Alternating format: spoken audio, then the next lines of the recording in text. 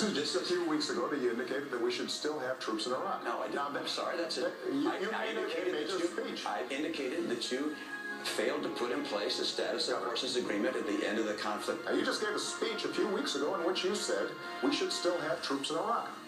Not just a disagreement on policy, but a factual disagreement of whether or not that actually happened. President Obama saying Mr. Romney still wanted to have troops on the ground in Iraq as recently as a few weeks ago.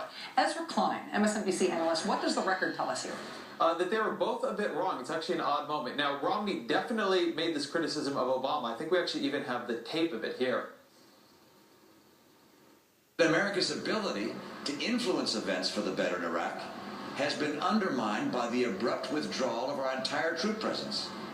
It is very difficult to listen to that and read it as anything but criticizing Obama for not being able to hold troops here. In fact, in other interviews around the same time, Romney has criticized Obama for not having up to 20 or 25,000 troops left in Iraq. That said, it is the case that President Obama did want to leave a residual force, around 3,500 troops in Iraq. He was a little bit evasive on that tonight.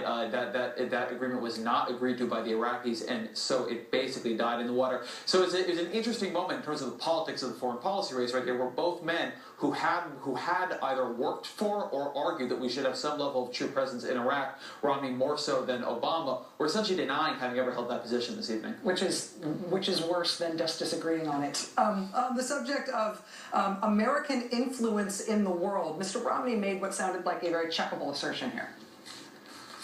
Unfortunately, nowhere in the world is America's influence greater today than it was 4 years ago. Ezra, is that a checkable thing? Is that something on which we have empirical data and we can say that's true or not true? We not only have empirical data, we have a graph on it. This comes from a Pew poll that was done in 16 different countries around the world, and it looked at a range of questions about American influence. So, what do you think of American technology, music, movies, TV, ideas about democracy, ways of doing business, of American ideas spreading to your country? And if you look at the change from 2007 to 2012 on every single measure we have, on every poll question asked, the change was positive, and on the ones that I would say are the most direct analogies to influence, our ideas about democracy, our ways of doing business, how a country feel about our ideas spreading there, you see higher, most of them double-digit increases, at least on those first two. So it's hard to say exactly what you mean when you say how would we measure influence, but if you measure it by receptiveness to our ideas and the way people think about us in the world, there is absolutely no doubt that based on the very best polling evidence we have, America is doing better than it was 5 years ago on a range of metrics and in a range of questions. See, even things that sound like platitudes are more interesting when you actually chase down the empirical data behind them. Ezra Klein, thank you very much.